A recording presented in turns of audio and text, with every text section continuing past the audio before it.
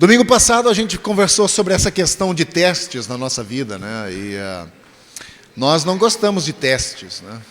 Nenhum momento, a gente não gosta passar por momentos que testam a nossa fé. Raramente a gente gosta de testes. Eu ouvi a Carla falando aqui antes sobre o carro atravessado, trancando ela na saída da academia. Eu fiquei imaginando que Carla diz que dizer baixinho invocado é redundância, né? Mas eu posso imaginar ela ponto para explodir. Nós não gostamos de testes. Nenhum de nós gosta de testes. Nós não gostamos de suportar desafios que testam o nosso conhecimento. Por exemplo, falar de prova para crianças é a morte. Quem é professor aqui sabe disso. Vamos ter prova semana que vem. É horrível. Nós não gostamos de testes que testam o nosso conhecimento, a nossa paciência, né, quando alguém fecha você, muito menos a nossa fé. Nós não gostamos dessas coisas. Só que olha só que interessante. É através dos testes que a gente descobre a importância das coisas que nós temos, né? Descobrimos o valor da coisa que é testada através dos testes, não é? É claro que aí existe uma questão bastante discutível, que é a questão do conhecimento, se é um teste que vai provar se você sabe ou não, né? Mas o fato é que a opinião do consumidor é uma ferramenta valiosa na mão de várias pessoas que vendem coisas. Eles usam a opinião do consumidor. E nós próprios, baseados na opinião dos consumidores, compramos ou deixamos de comprar alguma coisa, né?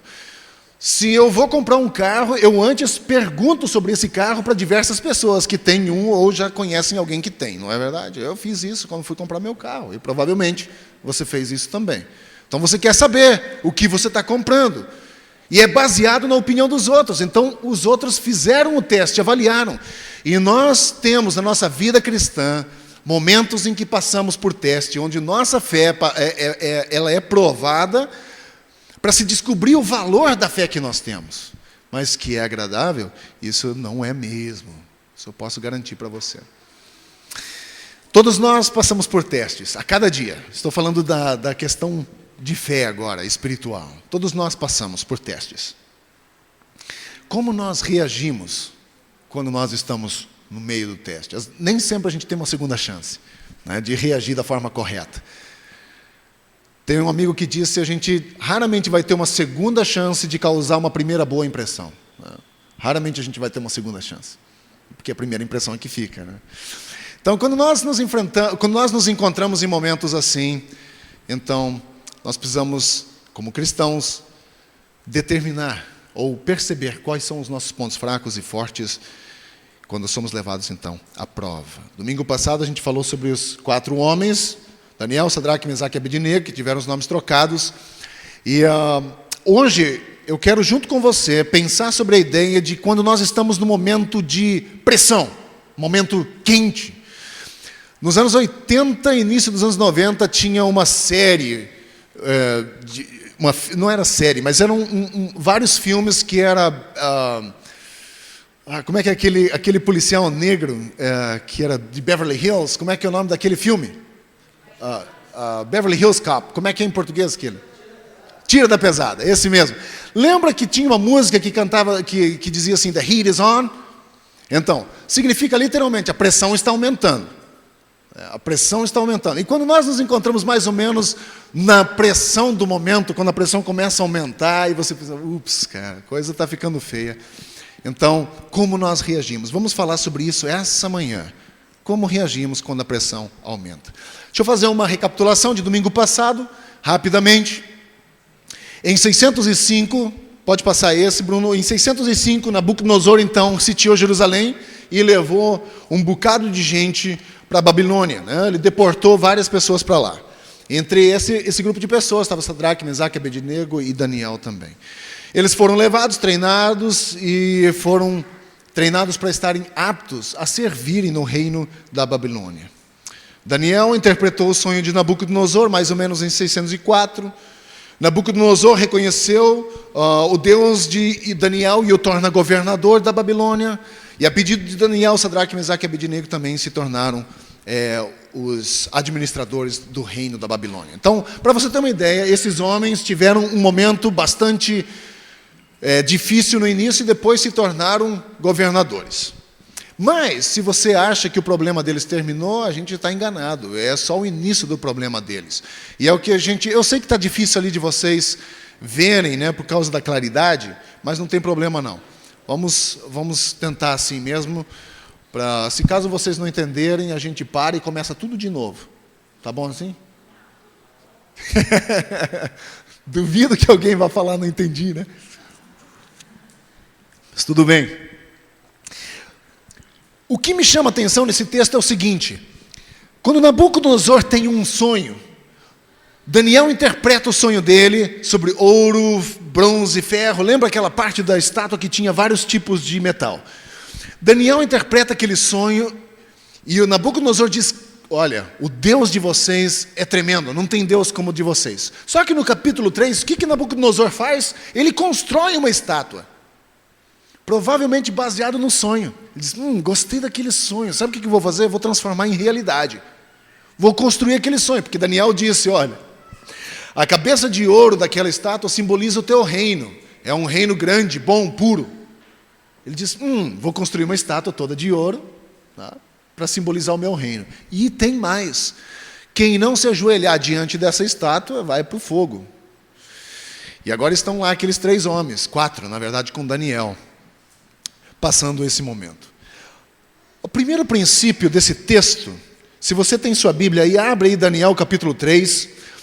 O primeiro princípio que podemos tirar desse texto é o problema de sermos a minoria. Quando nós somos a minoria, enfrentamos dificuldade. Não é? Pensem um pouco quando nós estamos numa confraternização bem grande. E existem só 2 ou 3 daquela confraternização que são cristãos. Só 2 ou 3. Vai ser fácil para ele dizer: gente, eu sou cristão. É difícil, não é? É difícil você se posicionar e dizer: não, eu sou cristão. Muito difícil. Quando somos minoria, nós passamos por situações difíceis. Jesus nos disse isso. Ele disse que nós passaríamos por dificuldade porque cristianismo é a minoria no mundo. Você pode até dizer: puxa, mas está crescendo pra caramba. Sim, nominalmente está crescendo pra caramba. Mas estou falando de cristãos de verdade. Cristãos que decidem fazer diferente. De fazer diferença. Isso sempre foi a minoria. Sempre foi. E Jesus nos adverte nisso. Ele diz: olha, muitos são chamados, mas poucos são escolhidos. Ele diz que a porta que conduz à salvação é estreita e poucos que acham esse caminho. Então é pouco, somos minoria. Nós, como minoria, somos testados a nos adequar à situação. Por exemplo, é super fácil, ou seria super fácil para aqueles 4 homens se curvarem diante da bendita estátua, não é verdade? Todo mundo estava vendo, o que tem demais? Puxa vida, só meter o joelho no chão e fica tudo bem. E aquele buraco de fogo fica para lá. Agora vocês imaginem, você tem 5.000 pessoas. 5.000 pessoas se abaixam, 3 ficam em pé. Consegue imaginar isso? E o texto diz que foram gente do reino todo. Ele buscou governadores, buscou prefeitos, conselheiros. Então do reino inteiro vieram pessoas muito importantes que meteram o joelho no chão e de repente 3 caras estão em pé. Se for poucas pessoas até passa desapercebido, mas quando você tem uma multidão se ajoelhando e 3 caras em pé. A minoria, quando nós somos minoria, quando nós nos decidimos por ser minoria, ou estamos incluídos no grupo que é minoria, nós enfrentamos a pressão. Mas apesar disso, Sadraque, Mesaque e Abednego, eles não permitiram que isso abalasse a sua devoção. Ficaram firmes naquela devoção deles. Olha só o que diz o versículo, a partir do versículo 7. Vamos ler 7. Por isso, logo que ouviram o som da trombeta, do pífaro, da cítara, da harpa, do saltério e toda espécie de música, os homens de todas as nações, povos e línguas se prostraram em terra e adoraram a imagem de ouro que o rei Nabucodonosor mandou erguer. Nesse momento, alguns astrólogos se aproximaram e denunciaram os judeus, dizendo ao rei Nabucodonosor: ó rei, vive para sempre. Tu emitiste um decreto, ordenando que todos aqueles que ouvissem o som da trombeta, do pífaro, da cítara, da harpa, do saltério, da flauta dupla e de toda espécie de música se prostrassem em terra e adorassem a imagem do rei, de ouro, aliás. E que todo aquele que não se prostrasse em terra e não adorasse seria tirado numa fornalha em chamas. Mas há alguns judeus que você nomeou para administrar a província da Babilônia, que são Sadraque, Mesaque e Abednego, que não te dão ouvidos e não prestam culto aos teus deuses, nem adoram a imagem de ouro que você mandou erguer. Apesar de você enfrentar a pressão, você ainda enfrenta dedo duro, né? Você tem uns caras que ainda correm lá no rei e diz aí, tá vendo? Aqueles caras que você colocou como líderes teus, os teus líderes que você colocou lá como governadores, são os caras que não estão se dobrando aí, não estão dando ouvidos àquilo que você diz. Nós fazemos parte dessa minoria, e isso significa oposição. O versículo 8 diz que os astrólogos denunciaram os judeus, mas especificamente Sadraque, Mesaque e Abednego. Esses caras provavelmente tinham ciúmes desses 3 homens. Provavelmente motivados por ciúme, por causa da posição que receberam do rei. Quando Deus abençoa a nossa fidelidade, outros podem ficar com ciúmes a nosso respeito. Quando nós nos decidimos por Deus e nós tomamos uma posição diante de Deus de não comprometer a nossa fé, Deus pode nos honrar diante das outras pessoas, e essa honra que Deus nos dá, às vezes, desperta ciúme das pessoas a nosso respeito. E ficam olhando demais, até acharem em nós algo que possam nos acusar. Quando Deus abençoa a nossa fidelidade, nós podemos estar erguendo entre as outras pessoas ciúmes a nosso respeito, que tentam nos atacar, e principalmente o nosso caráter, né? Agora, se nós somos a minoria, nós não somos a força minoritária. A nossa fé é testada quando estamos em desvantagem. Agora, será que nós confiamos que Deus pode fazer o que Ele se propõe a fazer, independentemente das probabilidades? Nós sabemos que Deus é grande, mas será que nós confiamos em Deus para Ele resolver as nossas dificuldades, ou nos ajudar a passar nos momentos de dificuldade, de pressão, de sofrimento? Será que nós confiamos em Deus que Ele pode nos ajudar? Olha só, um pequeno exemplo rapidamente sobre Juízes. Gideão, todo mundo conhece Gideão aqui, não é? Lembra aquele herói que salvou Israel com 300 soldados? Ele foi escolhido, quando Deus chamou Gideão, ele disse, eu não posso, eu sou o menor da minha família. A minha família é o menor clã de Israel, eu não posso. E Deus diz, vai lá, que eu vou te capacitar. Aí finalmente ele consegue reunir um exército de mais de 30 mil homens. E Deus diz, quer saber, Gideão? É demais. Deus, com 36 mil homens, já é mais ou menos 100 homens para cada israelita. Se eu for com 36 mil, e você ainda acha que é demais, e aí Deus diz, eu quero que o seu exército seja diminuído para que você perceba que não foi o exército de Israel com sua própria força que os livrou, mas fui eu. E aí reduziu um exército de 36 mil para 300 homens. Agora tinha que ser um milagre, né? Se nós somos minoria, nós não somos a força minoritária. Olha só, Gideão reuniu as tropas e partiu. Mas Deus jogou areia nos planos dele, dizendo que é muito, abaixa isso aí. Deus nos permite ser a minoria para que não tomemos crédito para nós mesmos. Achamos que a nossa própria inteligência que produziu aquela vitória. Nossa inteligência é importante, mas nós não podemos confiar muito na nossa força, nem muito na nossa inteligência. Temos que dedicar isso ao Senhor, entregar isso ao Senhor nas nossas vidas. Agora pergunta para você, você confia no Senhor a tal ponto de entregar as tuas áreas onde você está com a pressão aumentada aí, achando que Deus pode resolver o teu problema, pode ajudar você a vencer o teu problema? Uma coisa interessante sobre o ser humano, se eu ver Craig passando por uma dificuldade, eu vou chegar perto dele, vou abraçar e dizer assim, olha, confia, Deus vai ajudar você. Força, Deus pode ajudar você. Outro papo é quando eu estiver em problema. E alguém me chegar perto de mim e dizer, bater nas minhas costas e dizer, olha, Deus vai ajudar você, confia. Eu vou dizer, você não sabe do que você está falando. Você não conhece minha dor, meu sofrimento. A gente sempre acha que o nosso sofrimento é o pior do mundo. Que a dificuldade que eu enfrento com a minha família é a pior do mundo, que ninguém nunca na vida enfrentou. Ou como um conhecido presidente do Brasil dizia assim, nunca na história desse país alguém enfrentou uma dificuldade dessa. Quando, na verdade, tem gente que enfrentando dificuldades muito piores do que eu. Agora, é fácil dizer uma coisa, outra coisa é eu acreditar que Deus pode me ajudar também. Pergunta para nós essa manhã, quando você está no meio dessa pressão toda, o que você faz? Você confia em Deus que, ok, eu sei, porque quando nós confiamos, quando nós aprendemos, quando nós lemos a Bíblia, nós vemos as intervenções que Deus fez durante a história do povo dele aqui. Se isso não serve para mim, na minha vida, não vale a pena você viver por ela. Porque a história da Bíblia é justamente uma intervenção de Deus. Ela nos ajuda nos momentos de dificuldade a saber. Deus fez isso no passado e Ele é Deus para continuar fazendo hoje e vai fazer amanhã. Deus não muda, gente. Por isso a importância de você conhecer a Bíblia, saber o que Deus fez na história do povo dele. Sabendo que se Deus fez aqui, vai fazer na minha também. Agora a pressão aumenta. Quente, quente, quente. Esses homens decidiram, olha rei, é o seguinte, eles disseram. Mesmo que Deus não queira livrar a gente dessa fornalha, mesmo assim, a gente não vai dobrar os nossos joelhos diante dessa estátua que você construiu. Olha só o que ele diz lá. Nabucodonosor, na verdade, era um cabeça quente e orgulhoso.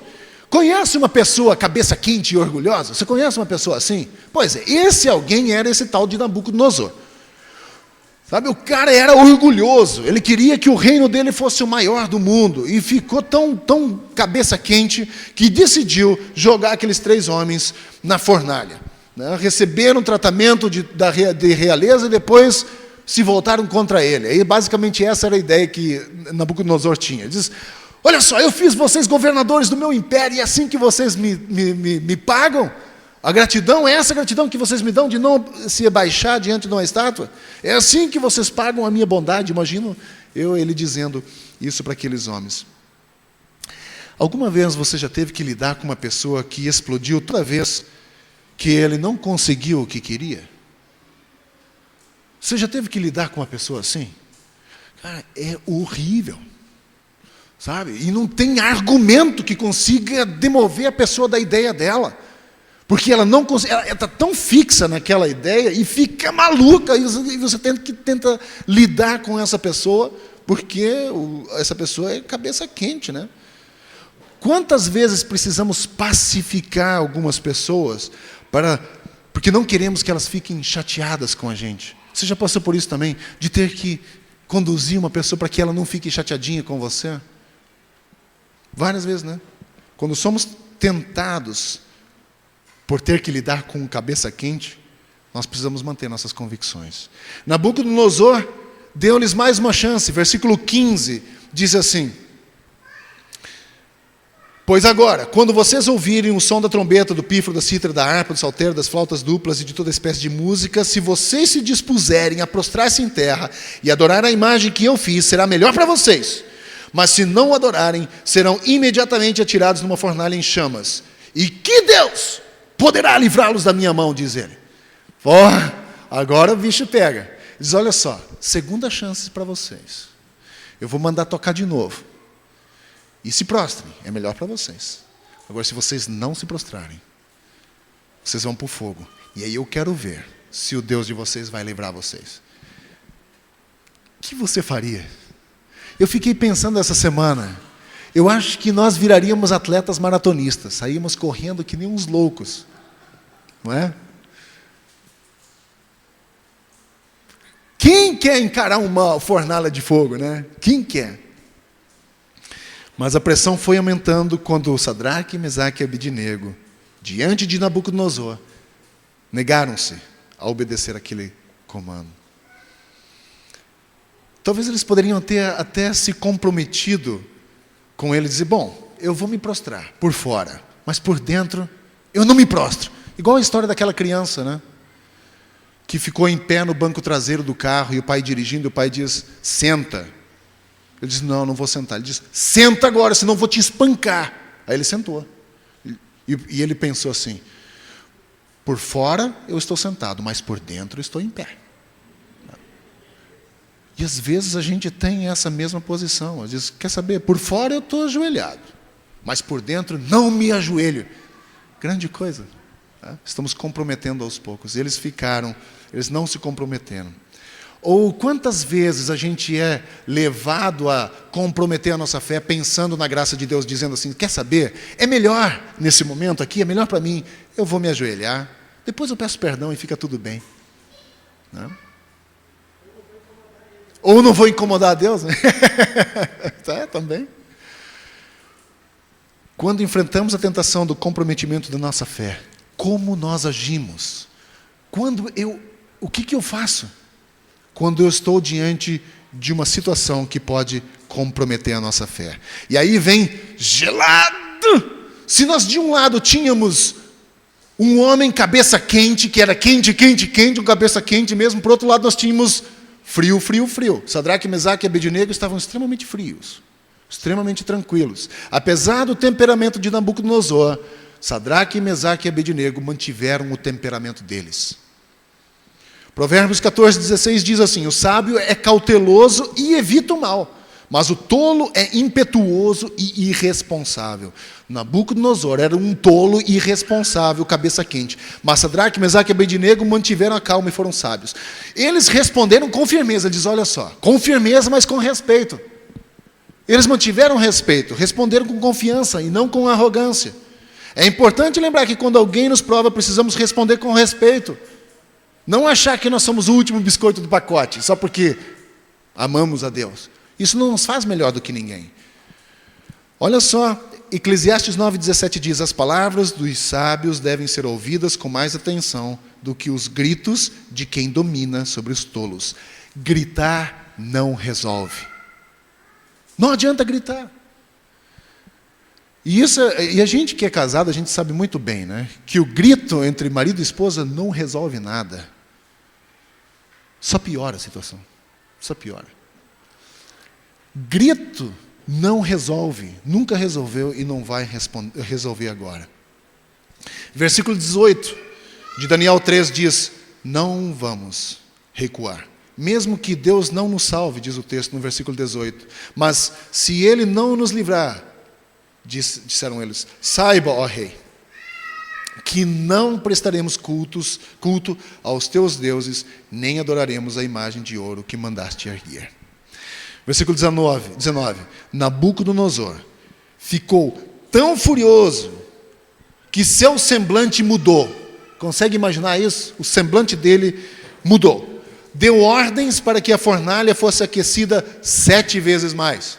Bota mais madeira aí, que hoje vai ter churrasco hebreu. Bota mais madeira aí. Mais 7 vezes, além do que era de costume. E ordenou que alguns dos soldados mais fortes do seu exército amarrassem Sadraque, Mesaque e Abednego e os atirassem na fornalha em chamas. De gelado, voltamos a quente de novo. E Nabucodonosor transformou a sua fúria em chamas. E lá foram os 3, aliás, recebidos por essa fúria nas chamas. Já pensou o que poderia ter passado na mente desses 3 homens? Poderia ter dito, ei Deus, nós fizemos a coisa certa. Eu fiz tudo certinho e agora já estão amarrando a gente para jogar lá dentro. Porque eu imagino que eles devem ter acreditado até o último momento, vai acontecer um temporal e vai apagar essa chuva. Essa chuva vai apagar esse fogo. Provavelmente devem ter pensado alguma forma, Deus vai intervir de alguma forma. E não conseguiram ver isso, né? Pelo menos aparentemente. Temos que estar preparados para que quando coisas assim aparecerem, nos mantivermos firmes. Para que a gente possa se manter firme. Provavelmente nós não vamos enfrentar uma fornalha de fogo. Talvez não.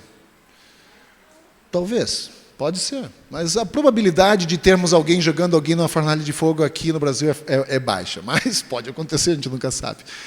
Mas pensem um pouco sobre outros tipos de fornalhas que podem ser aquecidas para nos lançar dentro. Talvez até piores do que fogo, literalmente. Precisamos permanecer fiéis e confiar em Deus mesmo quando está ficando quente à nossa volta. Mesmo quando a situação está ficando quente. De quente, voltamos de novo para gelado, frio. Quando Nabucodonosor olhou para a fornalha, ele não viu 3 homens atados e queimando lá dentro. Mas ele viu 4 homens andando dentro da fornalha, diz o texto, versículo 24 e 27. Mas, logo depois, o rei Nabucodonosor, alarmado, levantou-se e perguntou aos seus conselheiros: não foram 3 os homens amarrados que nós atiramos no fogo? E eles responderam: sim, rei. E o rei exclamou: olhem, estou vendo 4 homens desamarrados e ilesos andando pelo fogo, e o quarto se parece como um filho dos deuses. Não haviam 3, haviam 4 agora. Diz esse quarto homem, aliás, os teólogos e estudiosos dos textos entendem como um anjo ou a própria manifestação do Senhor Jesus, que estava lá com eles naquele fogo.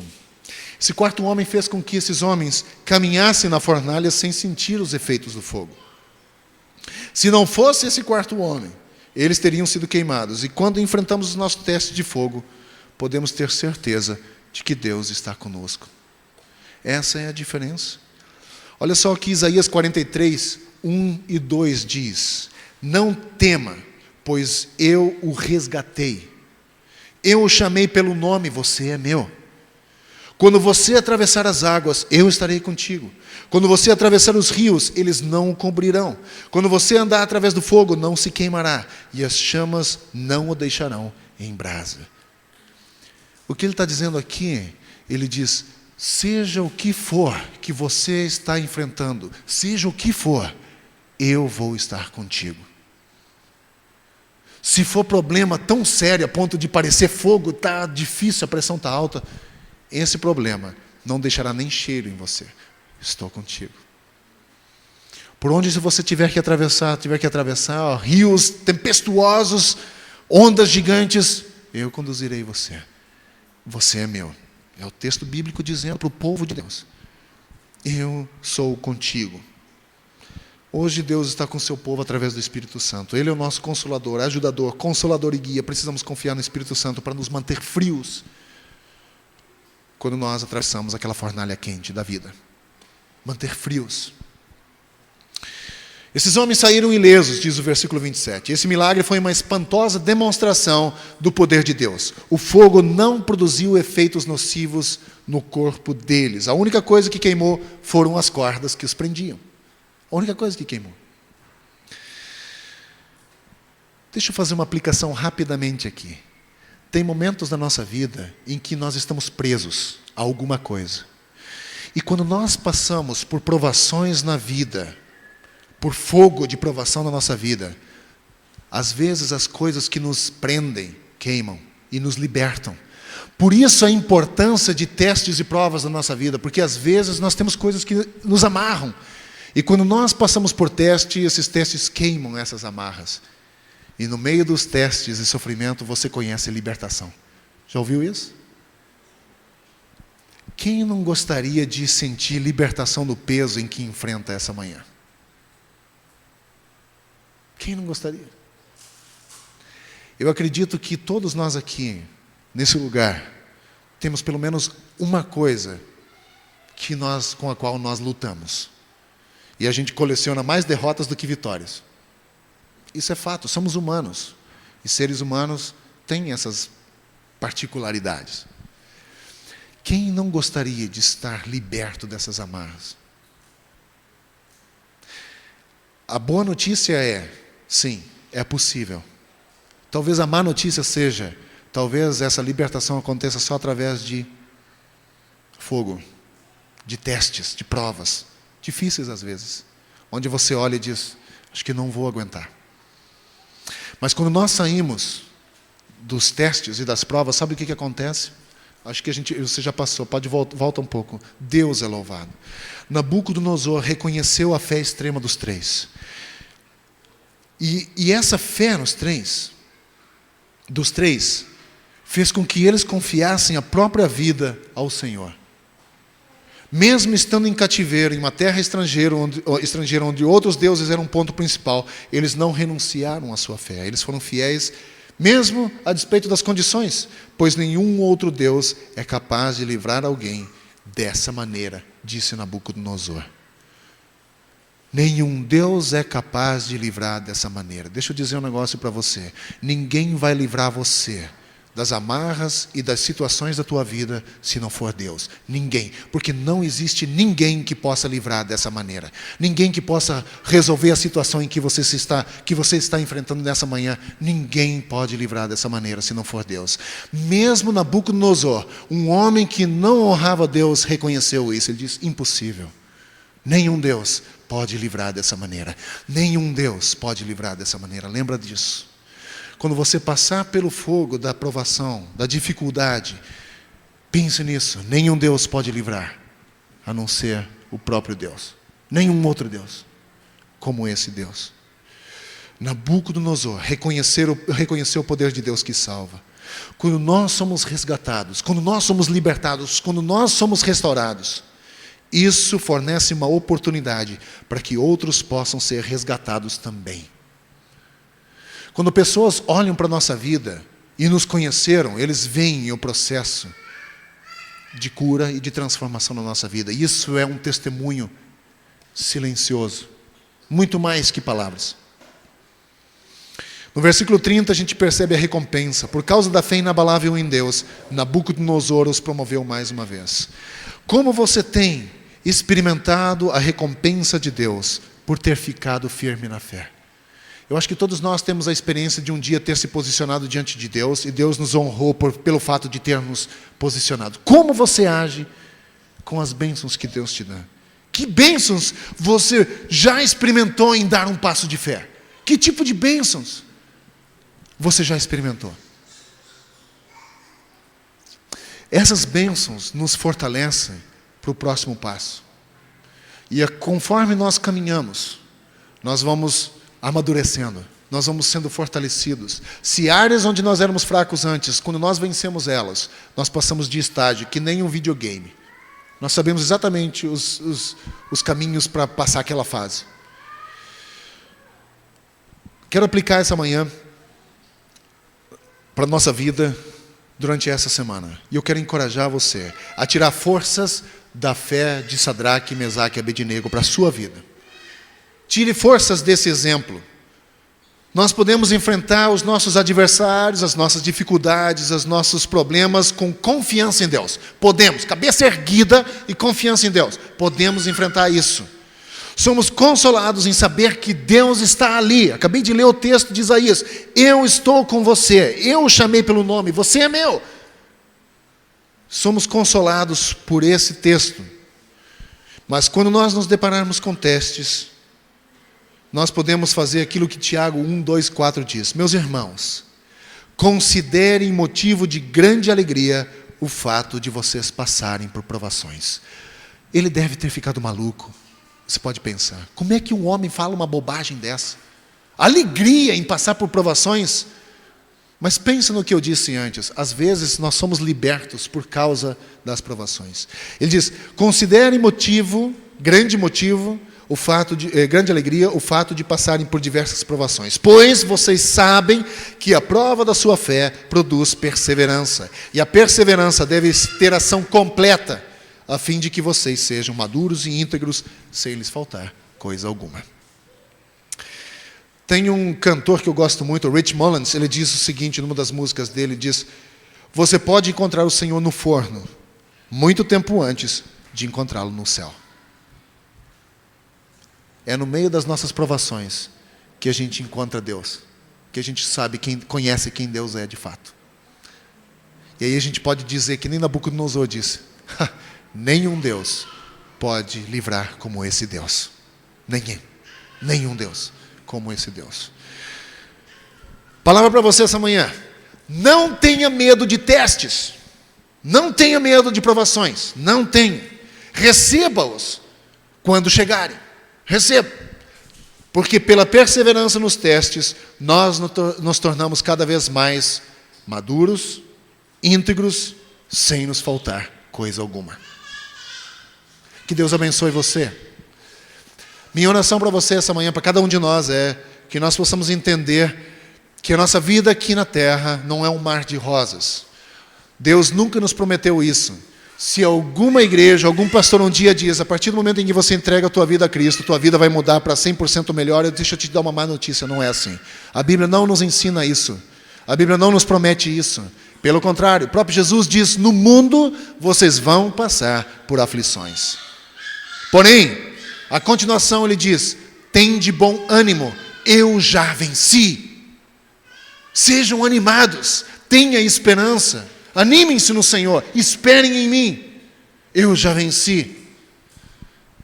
Essa é a palavra para vocês. Então o mundo não é um mar de rosas. Nossa vida cristã não é um mar de rosas. Meu relacionamento com minha esposa pode não ser perfeito. Com meus filhos pode não ser perfeito. Com meu vizinho, no meu lugar de trabalho, na escola, pode não ser perfeito. Sou um ser humano. Agora, eu posso ter esperança que Deus já venceu. E pode transformar a minha vida, se eu permitir. Eu preciso permitir. E tomar posicionamento. Né? Eu preciso me decidir.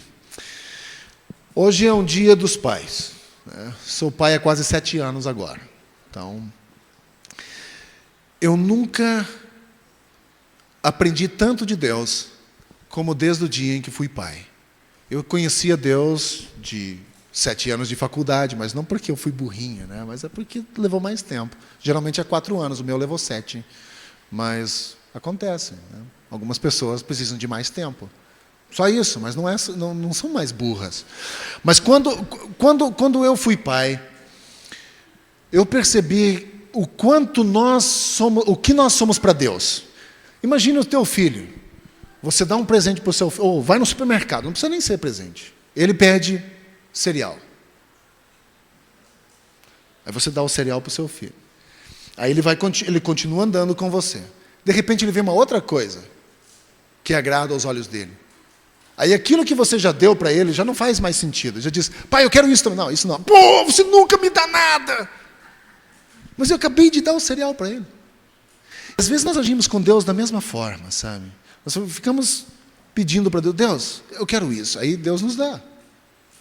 Mas aí, dali a 5 minutos, quero outra coisa. E depois outra coisa. E depois outra coisa. E depois outra coisa. E fico reclamando para Deus o tempo todo. Sabe a coisa mais prazerosa para quem é pai? É quando você está parado e de repente teu filho chega, te dá um abraço, com aquela boca toda melecada, né? Chupando bala, fica com a mão também grudenta assim. Mas é gostoso quando vem te abraça, te dá um beijo, diz, pô pai, te amo. Não é gostoso? Você não fez nada para ele, mas ele veio de uma forma tão espontânea. Gente, esse deveria ser... Por isso que a Bíblia diz, o reino de Deus é como uma criança, que vem de forma espontânea para Deus e diz, pô pai, te amo. E quando nós aprendemos a amar a Deus, não pelas coisas que Ele nos dá, mas por quem Ele é, a nossa perspectiva muda completamente. Nós começamos a ter alegria no Senhor. E Davi, no Salmo 37, ele diz, agrada-te no Senhor, tenha alegria no Senhor, tenha prazer no Senhor, e Ele satisfará os desejos do nosso coração. Mas nós invertemos o processo. Nós queremos que Ele satisfaça os desejos do nosso coração, para depois nós termos alegria no Senhor. E não vai acontecer. Busque satisfação no Senhor. Sabe, eu quero ter satisfação no Senhor, alegria no Senhor. E Ele vai me dar as coisas que eu preciso. Não é? Deus vai me satisfazendo aos poucos na medida que eu cresço. Querido Deus, nós agradecemos ao Senhor por essa manhã tão especial, onde nós recebemos do Senhor a Tua palavra em nosso coração, onde nós também podemos ser fortalecidos no Senhor. E nessa manhã também agradecemos pelo Dia dos Pais. Louvamos ao Senhor pela Tua graça, misericórdia e bondade em nossa vida. Louvamos ao Senhor também pela Tua palavra que nos ajuda, nos fortalece. E nessa manhã eu oro para que a graça do Senhor Jesus, para que o amor de Deus o Pai, a comunhão e consolação do Espírito Santo seja conosco agora, hoje e sempre. Eu oro por isso em nome de Cristo. Amém. Deus abençoe vocês, vão em paz, tenham um ótimo domingo.